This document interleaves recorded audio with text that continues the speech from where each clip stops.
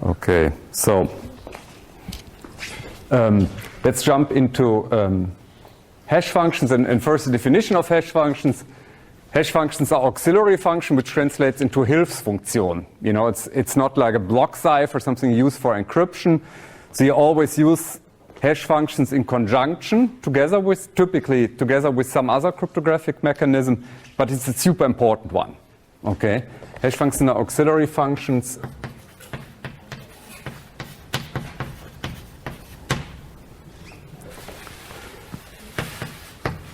In cryptography,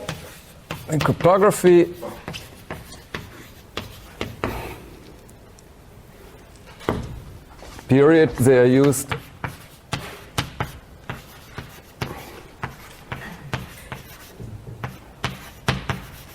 e.g., for example, for signatures, you know, this is what we are doing today here.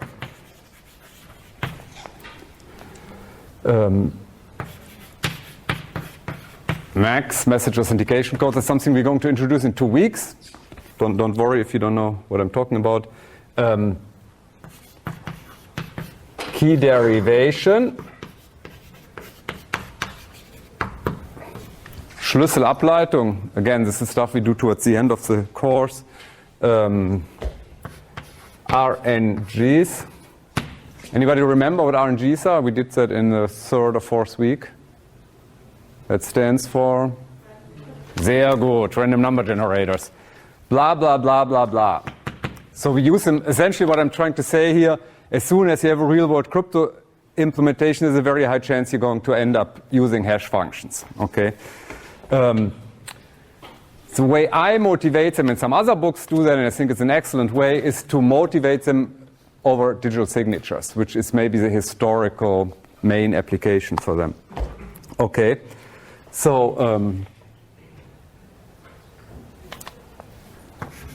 let's look at a motivation. We look at digital signatures, okay, and I just do the beginning of the protocol. Exactly the stuff we did the last 2 weeks. So we have Alice and Bob. Alice starts with distributing his public key. Then he has a signature function, whatever that is, you know, to sign his email. X using his private key. And then he sends message X and signature S over the channel, and Alice verifies, blah, blah, blah, blah. Now let's drill a little bit into the details. What happens here, the signature? How does this look in the real world? If we use RSA at this point, the digital signature algorithm tells us to compute S as X to the D mod n, one exponentiation, right? We're already on board, very easy so far.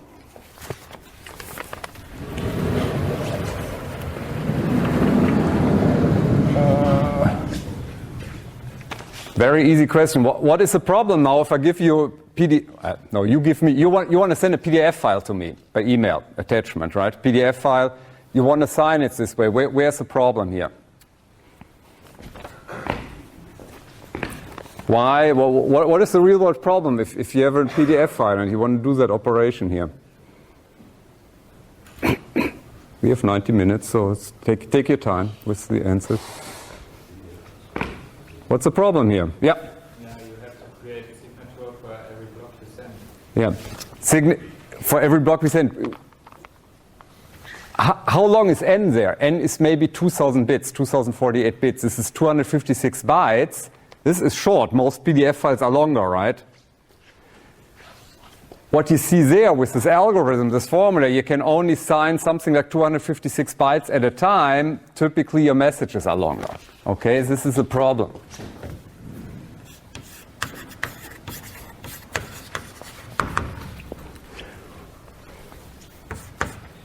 X is restricted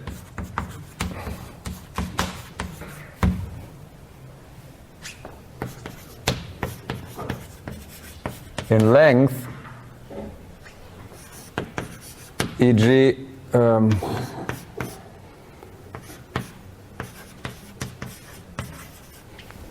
X is shorter than 256 bytes, okay? This is pretty annoying. So what do? Let's say we have a message of 1 kilobyte. So let's say 4 times this length. What would we do? Probably the ad hoc approach for signing is the following.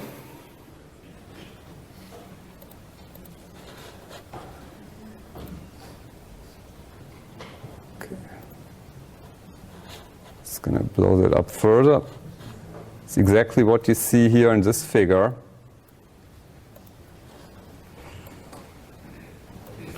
Okay, so this is probably what most people would think this is how we can deal with the problem.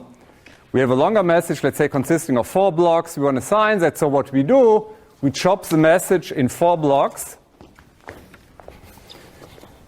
1, 2, 3, here I have n, let's say in 4 blocks, and each block is individually signed. Voila, that's it. This is kind of what we do with block ciphers, right? AES only encrypts 128 bits, so we do chunks. If you read the caption, die Bildunterschrift, at the very bottom it says insecure approach to signing of long messages. So what you see there is wrong, is really bad, okay? And now I want to discuss with you why, and what I do in the book, I list 3 reasons why that is a really stupid idea, what we do then. Does anyone have any ideas without looking in the book? What is one practical problem with doing this approach here? Very practical, very engineering, yeah. It's not practical, but it's good. So he says you can simply austauschen, exchange a block. So one problem, that's actually the most serious one, that's a good comment. One thing what happens here is, let's say X, this is a contract, X is a long contract, right? And at the end, there might be attachments, Anhänge, and sometimes the attachments are really important, right? They talk about the evaluation of a company or a house or some other financial aspects, and that might be in the Anhang, in the attachment. So what you can do, for instance, here, you drop, as an attacker, you drop XN and SN, right? You just don't, interrupt the channel, you don't forward that. And so suddenly you have a signature, but the signature only goes over part of the message. Or maybe you have some signature in the middle and you just pull that out, okay? You can play that game further. You could also exchange messages, for instance, right? You could reorder. I don't know whether that makes sense, depends on the attack, but maybe X2 and S2 could be exchanged with X3 and S3. Okay? So what really happens, this is similar to this attack against the electronic codebook modes that we had last semester. This is secure, that means the signature works. You have integrity, non-repudiation, blah, blah, blah, but only on the block level. But here you don't treat the message as one big message, but as n individual message. This is not good. So very good. So security-wise, this is already bad. Can anybody come up with another reason? Why? Practical reason? Ja. Ja, man hat da ziemlich viel zu verschlüsseln. Ja, man hat ziemlich viel zu verschlüsseln. It's a lot of work. Remember, this is one of this really bad, for instance, RSA exponentiation. So what you have here, if you have a long message of let's say 1 megabyte or so, you have a few thousand, or let's say 256 megabytes. This is not gigantic nowadays, right? But we can only sign 256 bytes at a time. If you have 256 megabytes, it means we have to do, n would be 1 million. That means you have to do 1 million RSA exponentiation to do one stupid signature, okay? What this really means, what we suddenly have to do, we have to use public key algorithm, asymmetric cryptography, and run our whole message through an asymmetric algorithm. This is bad, okay? That would be really, really slow. So there's another reason why we don't want to do this approach. First, it's unsecure, and then it's really slow, okay? So forget it, yeah, okay? We're not doing it this way here, okay? And that's a third reason. Oh, the other thing is message overhead. I don't want to go into that. Okay, so there are at least 2 reasons why this is really stupid. Okay, so the question is, what else to do, and the answer to what else to do is we use hash functions, okay? The solution to this problem is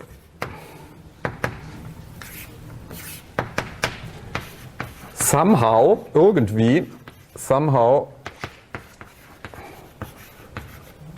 compress the message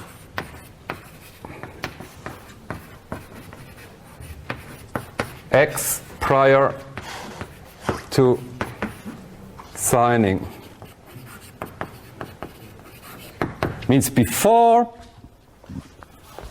we want to sign that, we try to compress it to make it smaller.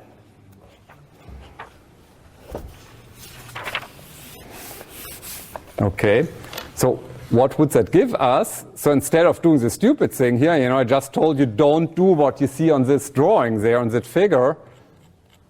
What we would like to do is, and this is actually a very, very important picture for the rest of today, maybe for the rest of your life if you stay in IT security.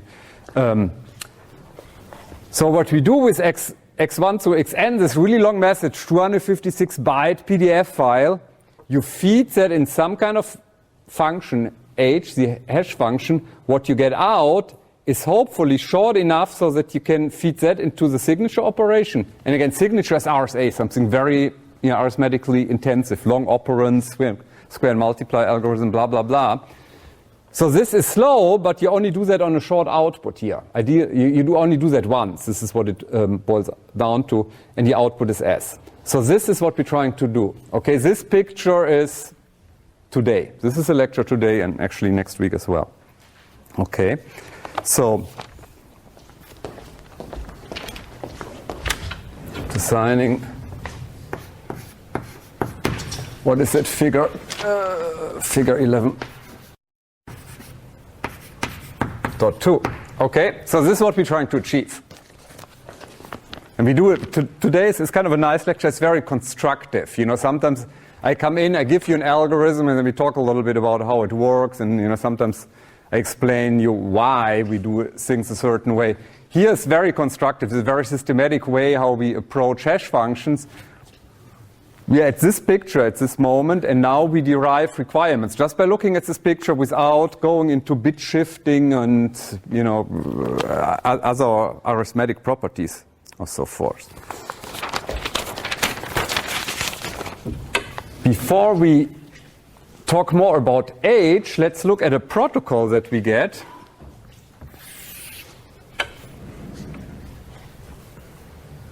This is basic protocol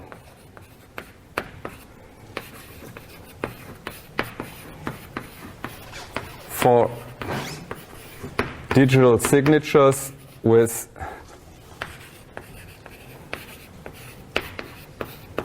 hash functions.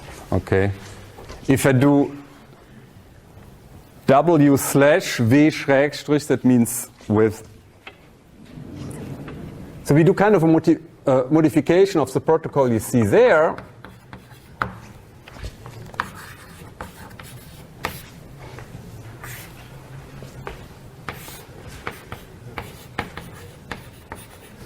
Bob sends kpublic over, and now instead of signing X directly, because again X is 256 megabytes, we compute something very nice and short, which we call Z here, Z, which is H of X, which is a picture there. Okay, you compress that, compress in quotation mark. So you get something nice and short out, and this nice and short hash output can then be signed using the private key. What you send over is the, as before, you send over message and signature, nothing changes.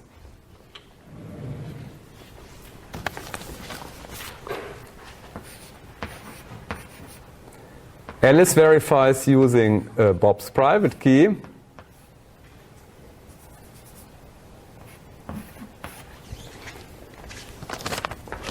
What are the inputs for the verification algorithm? Obviously S. What is the other input? What do we have to feed into the... What? Sehr gut. What is the other input for the verification function? Yeah. Z, exactly. So, very important. We signed Z here, right? So we have to verify that, okay?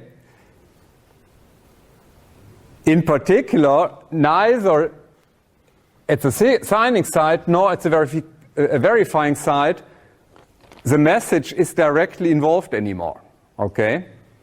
So one practical question, how does Alice know what Z is here? What does she do? How does she get Z here? Z value. Yeah. She has a hash function. She goes in a bookstore, buys my book, and looks how age is being computed. She goes to Wikipedia, right? So she recomputes the hash and uses that as the input here. Okay, so that's it. Again, we're going to be in trouble. This is why the lecture is longer than 15 minutes today, because here and here we're not using the message anymore, right? And that might be an opening for an attack. And it is an opening for an attack. Okay.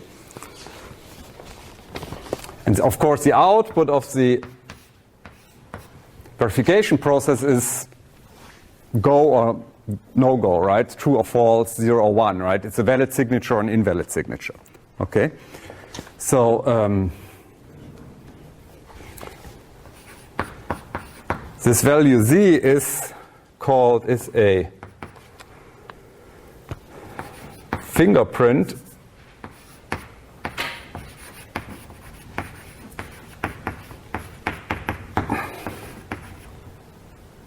of the message of X, or a, in quotation mark,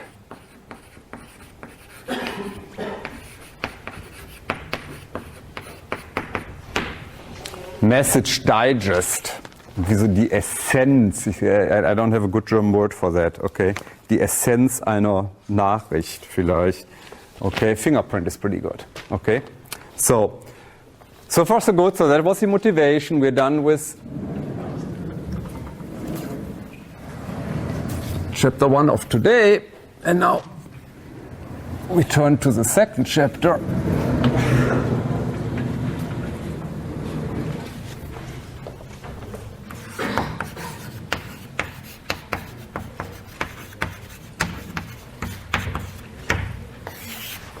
Oh, I have one announcement to make in German. Wahrscheinlich sind wir heute ein bisschen früher fertig. Danach gibt es eine wissenschaftliche Umfrage von einer Kollegin hier. Wäre super, super nett, wenn Sie alle noch ungefähr eine Viertelstunde hier bleiben danach. Ist eine spannende Sache, ja? Okay, wir probieren so kurz einen Halbschluss zu machen, ja? Fände ich super nett. Danke. So, Requirements.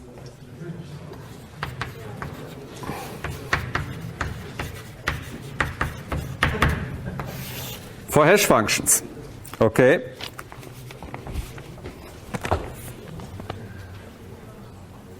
And we start, which we rarely do, really kind of a to-do list, what would be nice to have in an algorithm. Again, normally we do it the other way around. I give you an algorithm and then we discuss it. Now we try to really come up with, we do requirement engineering, okay? So the first requirement is, why did we get into this mess? Because why did we introduce hash functions here? Because we have real problems. Können wir ruhig sein? Hallo. Da auch. Da. Sie. Ja, genau. Die Dame. Sehr gut. We got into this problem because the message, we can't sign long messages. So probably one of the first requirement is no constraints with the length, no Beschränkungen. Okay, so the first thing, and we write that explicitly down, is we would like to have arbitrary input lengths.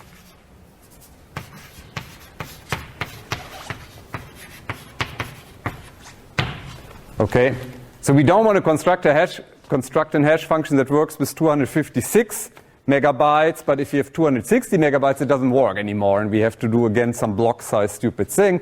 We want to just have a function that works with any bit length. You know, whether we have a short email maybe consisting of 10 bytes or something of, and this actually happens, you compute a hash over your hard disk, right? 50 gigabytes. We only want to have one function. We always want to do this type of operation here, okay? That was the input. Then at the output, what we saw, the only thing that we can sign very well with standard algorithms is something like a few hundred bits, really. So what we would like to have in order to be able to always sign is fixed, comma, short output length. Okay. So again, this is essentially, look at this picture, and these are, you know, the requirements we have. Okay. One problem we saw before, you know, when we looked at this naive approach,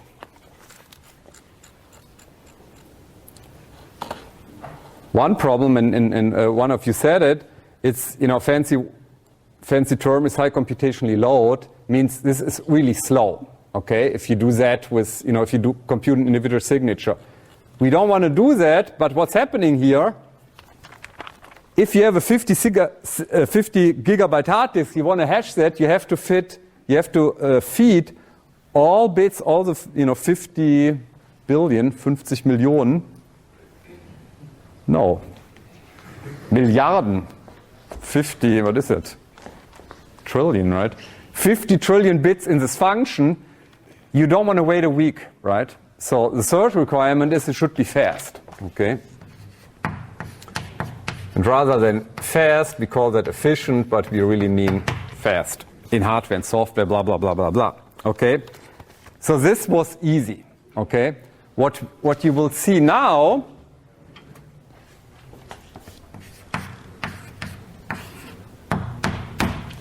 there are two more requirements, and they have to do with the security, and this is really the fun part of the lecture. Okay, this is really, really interesting. Okay, what's coming now. And we talk probably much more about attacks than we normally do when we discuss crypto algorithms. Okay. The first one I just give you without a big motivation, which is called pre-image resistance. Oh, I'll show you. I'll show you the requirements. Okay.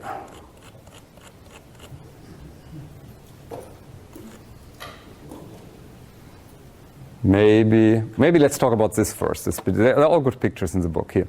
Okay. So one thing, what we would like to have with hash function is the following.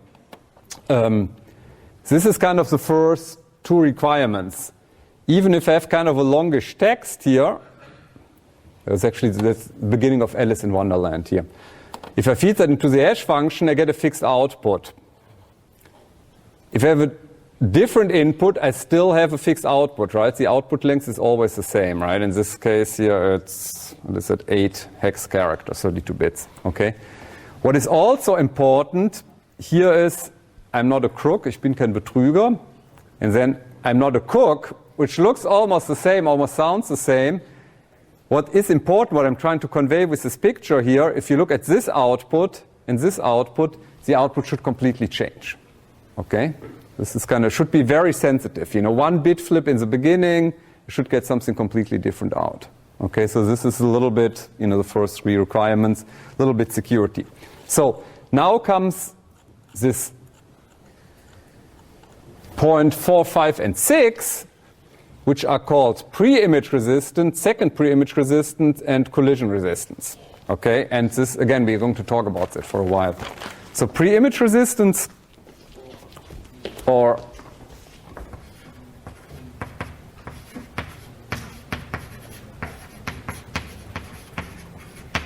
one-wayness, that means it's a one-way function. Okay. Meaning what you see, what I'm trying to say, if I give you the hash output, it should be impossible to go back. Okay? It should be, if I give you the hash output, it should be impossible to compute x. Which is actually, and I have some kind of an example why that is important in the book, but it's, for digital signatures, it's probably not that super important, but for many other applications, such as key derivations, this is very, very important. So you want to have a one-way function, okay? This is what you see there on the left-hand side. Then the second one is called second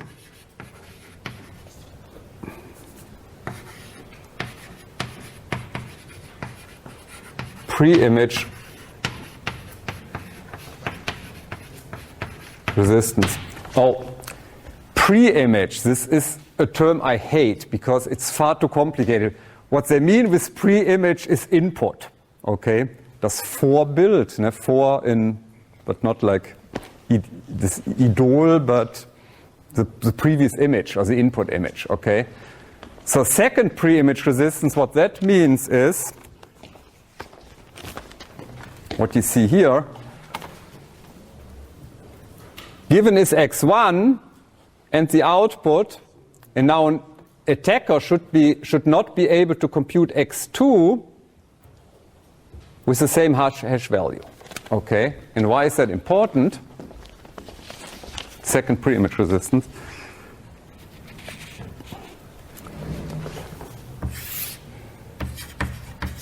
Let's discuss it a little bit. Second pre-image attack. Okay.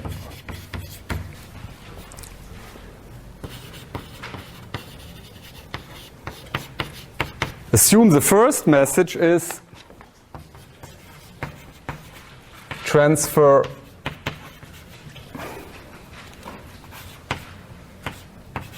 €10 in Oscar's account.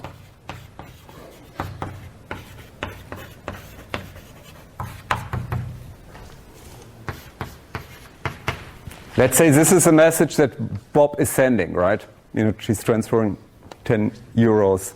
He's sending that to his bank, and it's digitally signed, so it's coming from Bob. So now for Oscar, if Oscar wiretaps, it would be very interesting for Oscar to change the €10 into 10,000 euros, right?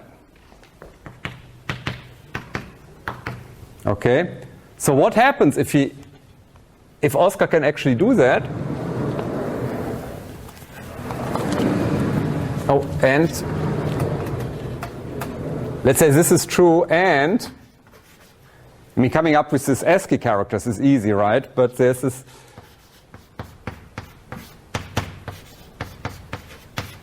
additional condition that x1 and x2 have the same hash outputs, the same hash value, the same z. Okay.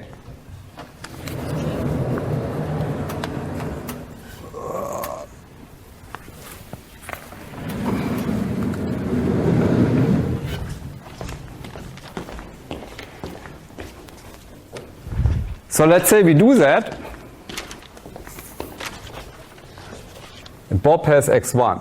x1 means €10. It's a 10 euro bank transfer. 10 Euro Banküberweisung, right? Now Oscar,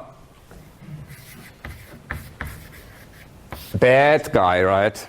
Hacking somehow in the internet backbone. What he's doing here is he replaces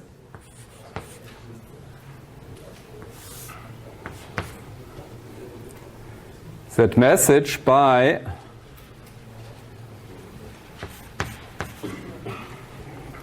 x2, S. Okay? This is 10,000 euros. That's a faked one, right? So what happens here, and of course it's not red. You know, he's not using red chalk for doing that, right? That means it doesn't say, hey, I'm a faked message. It still says, hey, I'm a message coming from Bob, right? So Alice, being the bank, she doesn't know this is fake. So what she does, she hashes x2 here. And now the problem, because it's the same z value, that means the verification still checks out here at this point. Okay? You just learned something very, very important here. Okay? This is what I stressed before. Both the signing operates on that and the verification operates on that. They're not operating on the message. So if you now somehow, try to sneak the wrong Z value in here, you use one message here and a different message at this point here, you might succeed. Okay? This is the price you pay when you fiddle around with hash functions, right? So this is obviously something we want to avoid. We want to have second pre-image resistance. So somehow we want to build hash functions where this attack doesn't work. Okay? What it boils down to, also am Ende, Endresümee ist, that Oscar should not be able to find an x2. Okay? If he knows x1, he should not be able to find x2.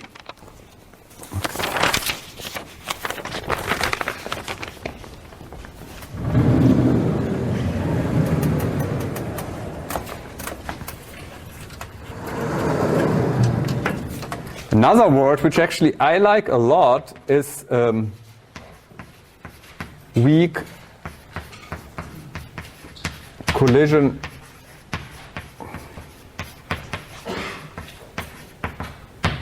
resistance, schwache Kollisionsresistenz. Okay? And you will know in a second why this is called weak collision resistance, or why it's called collision resistance. Well, we say the two outputs collide. They bang into each other, they're identical. And probably the most important attack, which is really also the motivation for the second half of the lecture, is the third one, which is called collision attack. Okay, and what we require is collision resistance. So that looks almost the same. Again, we have a collision here in the output, right? The two hash values are the same. What do you think Professor Paar means with this funny notation here? Why do I have two question marks here? What is the difference between this case and this case here? What do you think? Yeah? I think in the left one, x1 is fixed value, and in the other one, they're random. Exactly. Right. In the middle, x1 is fixed and given in particular, right? It's just what you say. This is a bank transfer, right? In this right-hand case there, Oscar can choose both values, okay? So this is called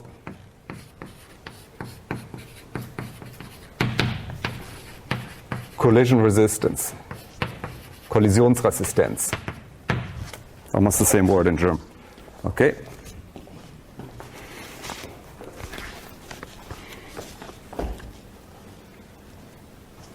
You might think this is completely useless because we need the situation there. But what I want to show you is a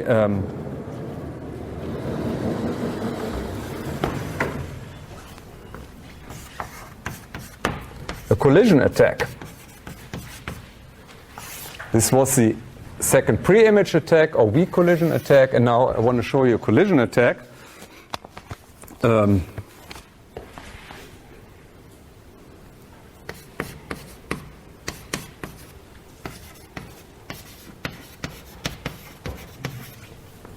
Oscar is able to construct x1 and x2 as before. So there's one benign, a gutartige, x1, right, which says please transfer 10 euros into my account. And then there's the malicious one, the fake, the bösartige, which says, transfer 10,000 euros into my account. So let's look how we can map that into a protocol. So we have Alice, Oscar, and Bob as the participants, the actors. Again, Bob sets up his system and sends his public key over, makes his public key public.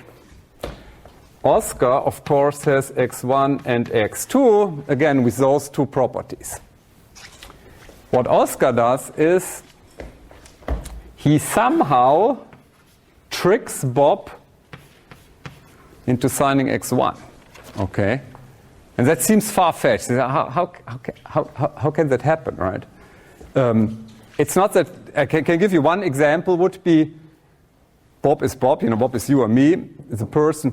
Oscar is a e-commerce house, so he sells stuff on the internet, and this might be the invoice, the bill, right? He says, this is, you bought whatever, new earphones for your iPod, right, for 10 euros, and he says, please pay that and please sign that. This is my invoice, this is my PDF, please sign that and send that to your bank. So what Bob does now is, because X is a PDF and PDF is whatever, 50 kilobytes, so he has to hash that.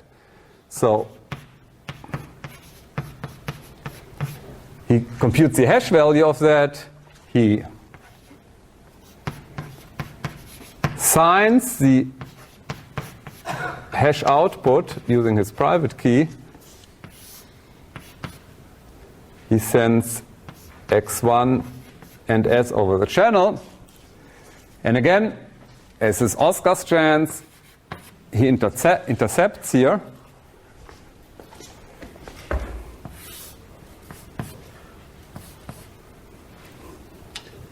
and he replaces this file which says, this earphones cost 10 euros with the message, this earphones cost 10,000 euros. Okay, and again, then Alice is a bank. Alice knows the public key of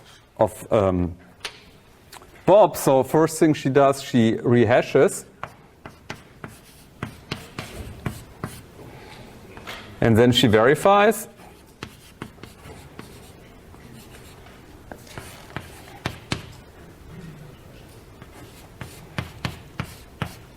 She gets a true statement out. Okay. Again, it's a little bit more complicated. I'm not saying this is just the same attack, and it's definitely a little bit more complicated on Oscar's side because he somehow has to trick Bob into doing that. But we can imagine that something like this could happen. Okay. So these are, and right now we haven't talked about much more, but these are the requirements here, and we should probably put that in a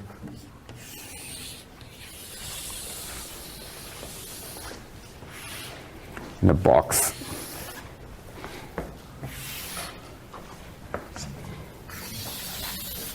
They are in the book. Actually, in the book I have a different sequence. A few pages later, you find exactly this listing of requirements here. Okay, so this already ends the second part of the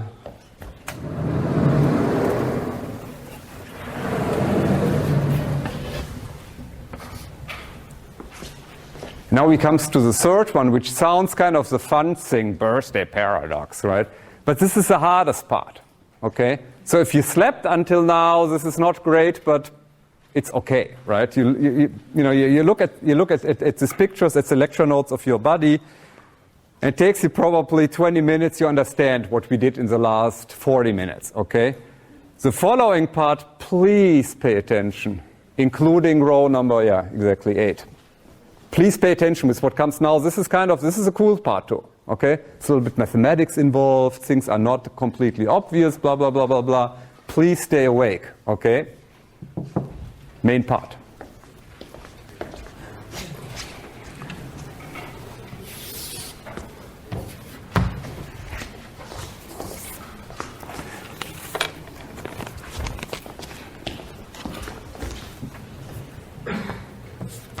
And we call that collision attacks and the birthday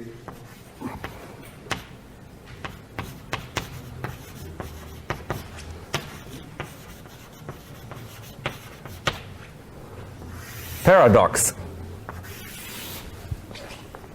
Nur kleine Frage zwischendurch. Wer kennt das Geburtstagsparadox? Wer hat davon schon mal gehört? It's about 41% of you know the birthday paradox. Okay, so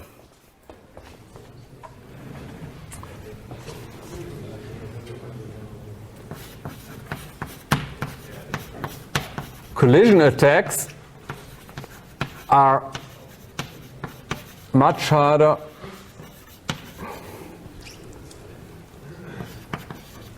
to prevent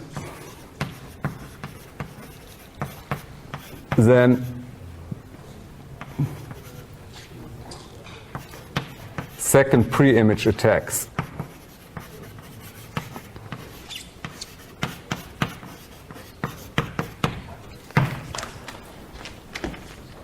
So what I'm saying here is there's this one attack. Again, remember x1 was chosen by Bob, and here, and x2 was chosen by Oscar, right? x1 was given by Bob, x2 by Oscar. Here, it doesn't seem all that different, right? x1 and x2 are two both chosen by Oscar. It turns out that this attack is much easier. When I say much, I mean square root of. You will see that in 20 minutes, okay? So if this takes n steps to do the attacks, this takes square root of n steps. If this is 1 million steps, what is square root of 1 million? Wurzel von einer Million?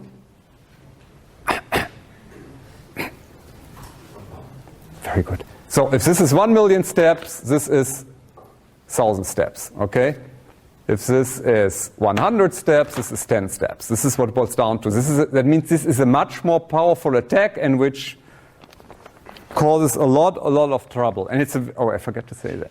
This is a very hot, very current topic, hash functions. Do you remember AES? Does anyone know when AES was created? The year, roughly? 2000, okay?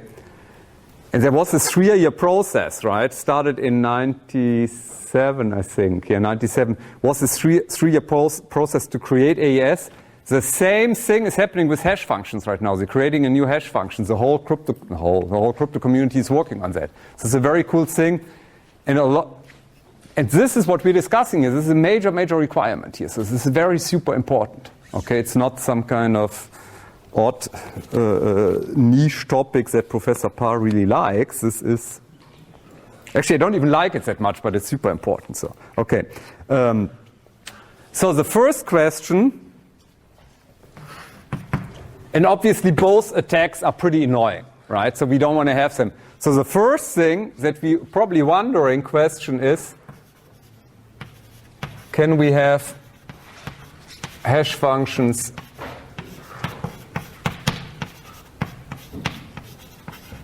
without collisions? I mean, that should be kind of the normal reaction. You know, we saw two attacks. They're not even that complicated here. Okay, so let's build a hash function that doesn't have collisions.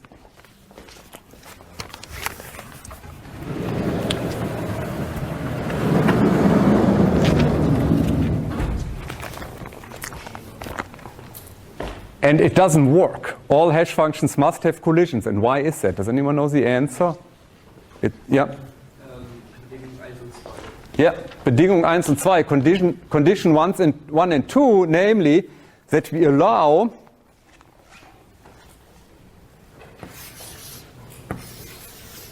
this is our input space, we allow arbitrarily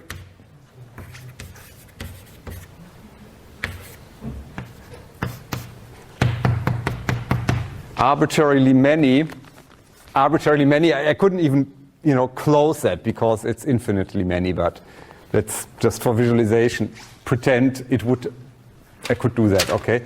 So if this is the input space, the output space, let's call that the hash space if you wish,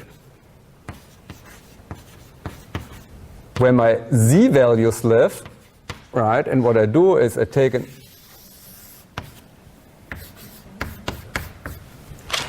I carry them over, right? I do this mapping here. This is smaller, okay?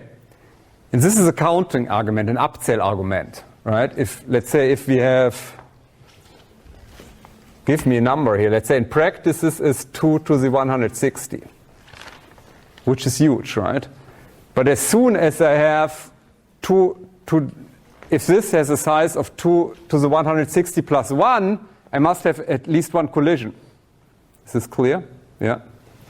So a fancy term is, so we have, since x is much larger, this is the x space, this is the cardinality, the size of the input, much larger than the size of the output space, we must have collisions must exist. What I learned when I wrote the books, there are two very fun, very nice names for this. This is super trivial. Is this clear? There's no deeper math, right? Bigger than this, so we must have collision, period. But there are very fancy terms for that. There is the, this is either called Dirichlet'sche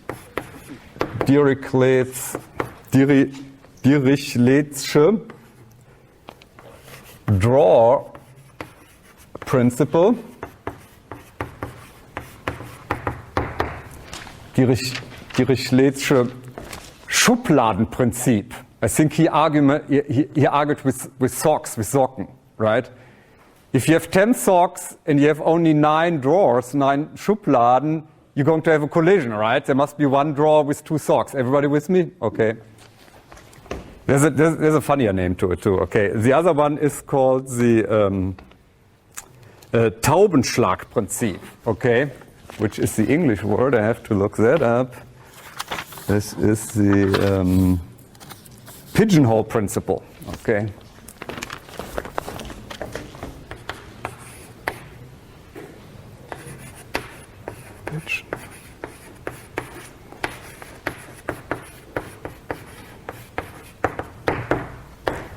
Any Taubenzüchter here? Anybody who has pigeons at home? What? Is there anyone? No. Okay. So it's the same. Let's say you have 20 pigeons, but only 19 boxes where they live, right? You must have one box with at least one box with 2 pigeons. Everybody with me? Okay. So this is the first thing that we can say.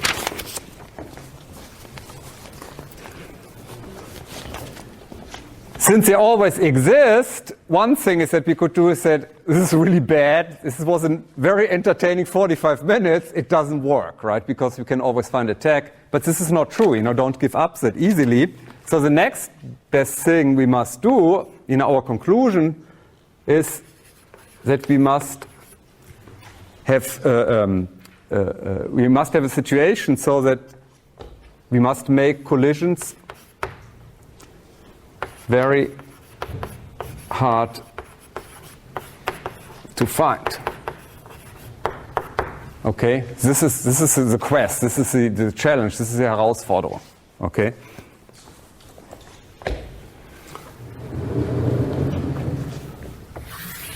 So let's look at how would we actually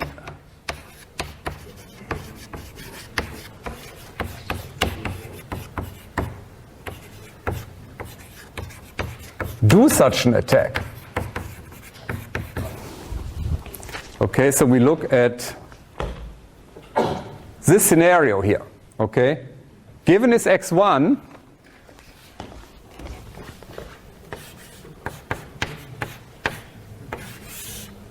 Oscar puts this in a database, and what Oscar would like to have, he would like to find a colliding x2 here.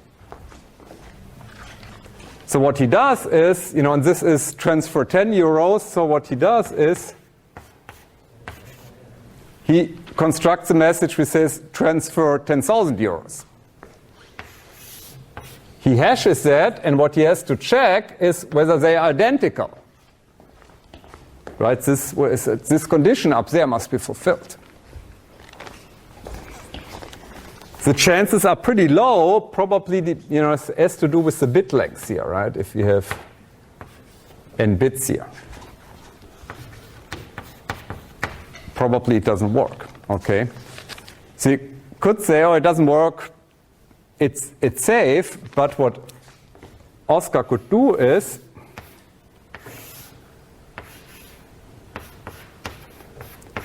he can construct an x3, and now he can do a lot of things. One thing is, he said, okay, and I want to have an attack that maps to, where the semantics, the contents is 10,000 euros, but maybe 9,909 euros. That would be one way that you can do it. But he could do even nicer things. He could keep the same semantics, the same context, saying, please transfer 10,000 euros, And at the end of the message, the end of the PDF, he adds one space, one Leerzeichen. You know what I mean? So you add, which is invisible to the bank, right? For the bank, its semantics are the same. However, if you have an additional ASCII character, you feed that into your hash function, you get a completely different output. Okay? He can check whether that works. If this doesn't work, he takes the next one, and so forth. Right? And this is very realistic. Very often you can take a message and you can do variation at invisible positions, really. Or you can add tabulatoren, tab stops. You can do all kinds of things typically to message that you don't see. Or if you have a encoding with 7-bit ASCII and you use the 8th bit of each character is not used.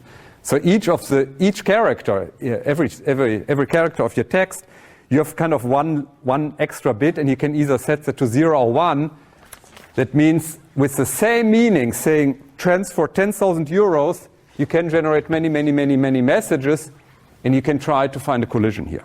Okay?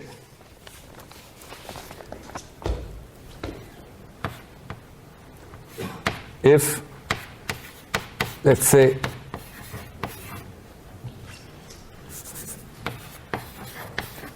that if the cardinality is 80 bits, not 160, that means we haven't, this is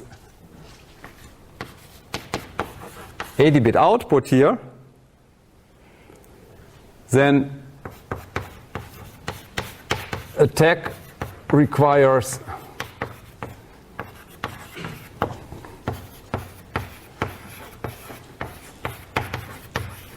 two to the 80 steps. Okay? Every time we have a new input, we get a pseudo-random output, pseudo-random 80 bits, and you have to run that roughly 2 to the 80 times until you find a collision. Okay?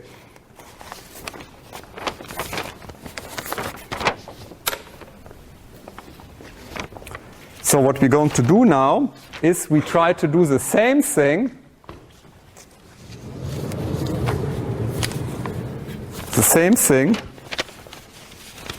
with the collision attack. Okay. So this was pre-image. Now we do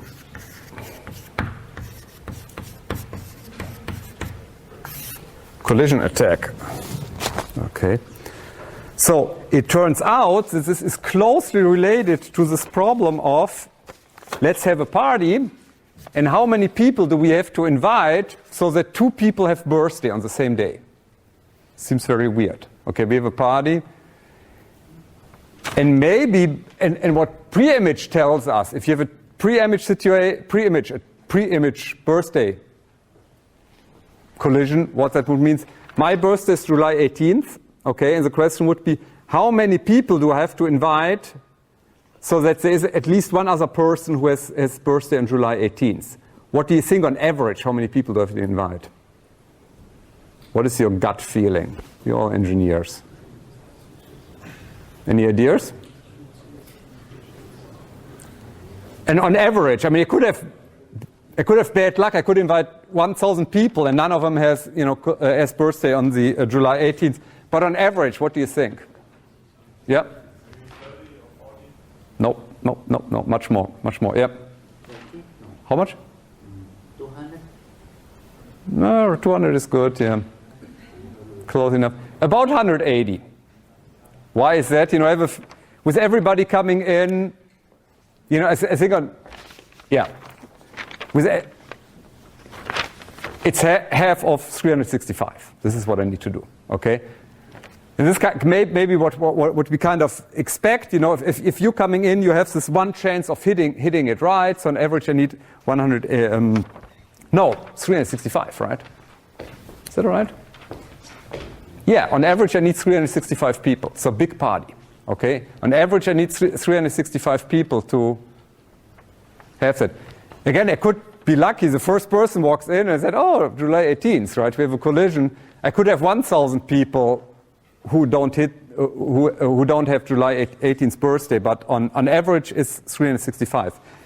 So it turns out if I slightly change the requirement, I said, I want to have 2 people that collide with the same birthday, but not July 18th, but any day of the year. Okay? And what we do is a little bit experiment. I'm handing this sheet around, okay? You put down your birthday, not the year, okay, day and month. It's very easy. I'm not going to explain that. And as soon as we have a collision, jump up and yell, okay? And then we start here, okay? So as soon as you have a collision, say, and don't worry about the sheet, look to me, okay? So,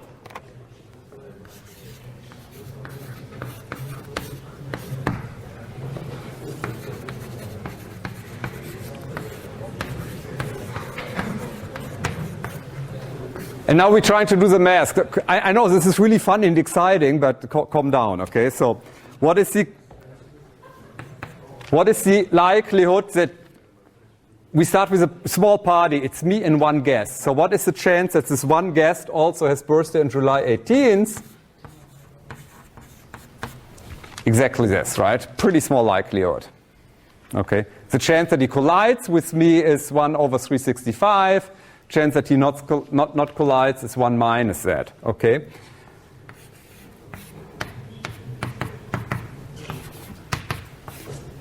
So what is the chance if you have 3 people? And now wake up.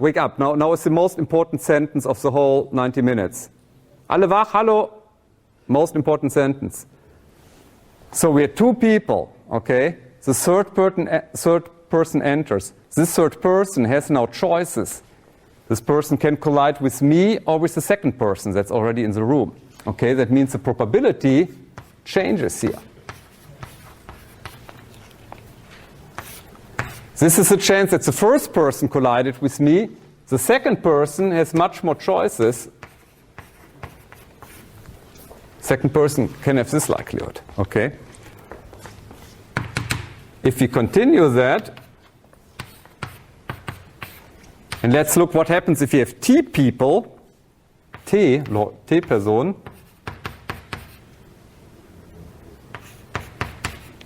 what we get is this likelihood.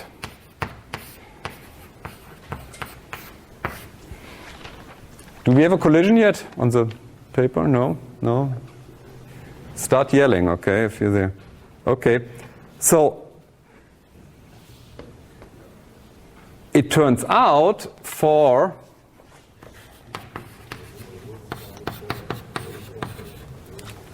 T equals 23, so that means if you have 23 people in the room, we get P of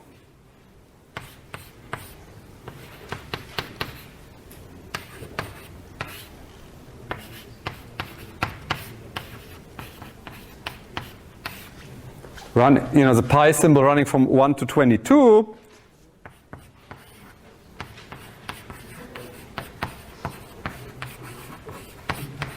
We have a 50% chance this happening, okay? And that's the birthday paradox. This is not 365 anymore, it's 22, okay? And if you do the math, this is roughly the square root, okay? So now we're going to talk more into that.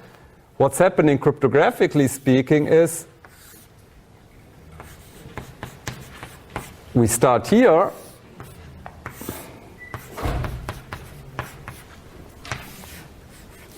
And if the attacker constructs the first message, he has only one possibility to collide.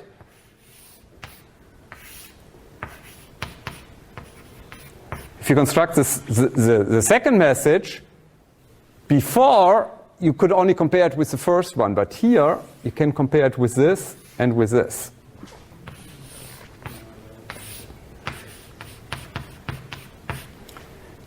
If the attacker constructs the third message, he can check with all the previous ones, okay?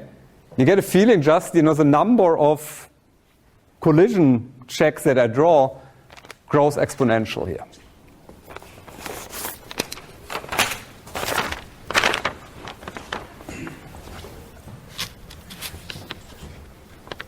And now let's try to derive an expression for a hash function. Do we have a collision? 9? Okay. Should be 23 people roughly, okay? So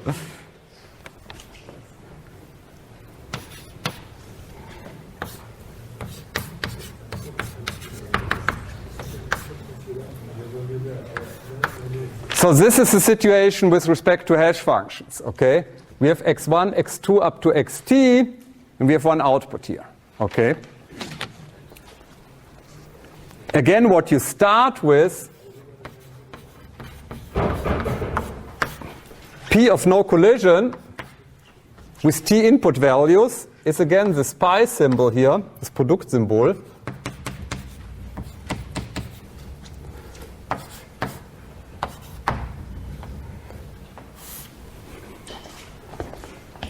And before, 365 was the output space here, okay? What is the output space here? Before we had 365 possible outputs, all the birthdays of the year. How many output values do we have here?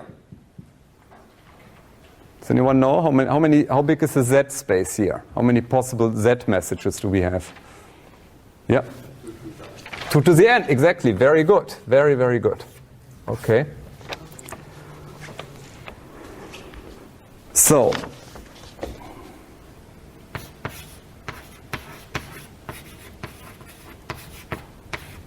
look in the book, blah, blah, blah, blah, blah, and at the end you get the following very, very important formula out.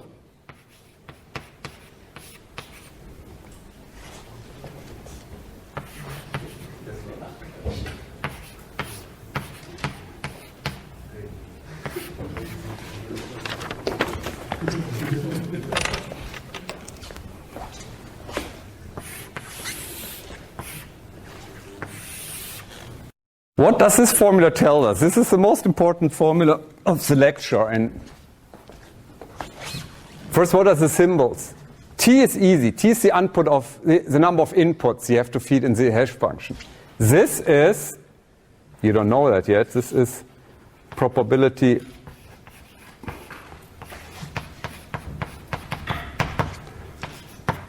for at least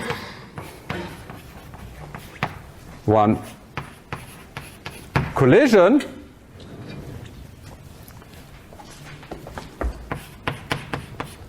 Example.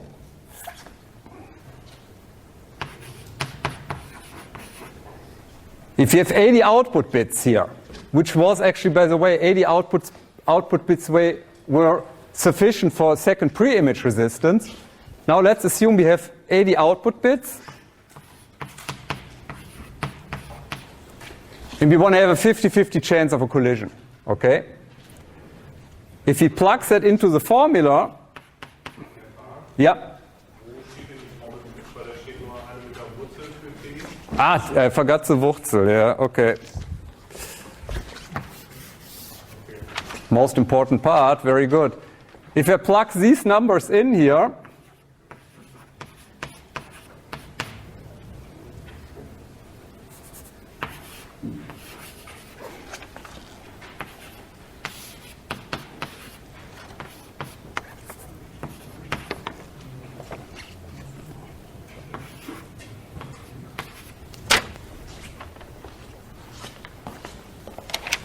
do we have a collision? Haben wir eine Kollision? No? So keep going. Yeah, the colleague is going to continue. So this is the end here. What does this tell us? Before, with the collision attack, even if you have an 80-bit output, so it seems like we have a security of 2 to the 80, but it turns out we only need 2 to the 40 values to find a collision. Okay? So you get the square root in here. Okay? That means the collision, that means in order to get 80-bit security, we need twice the bit length. We need 160 bits of output length at this point here. Okay? We're going to talk about much more about this next week. That's the end. Now the colleague is coming, and please stay. Thank you very much.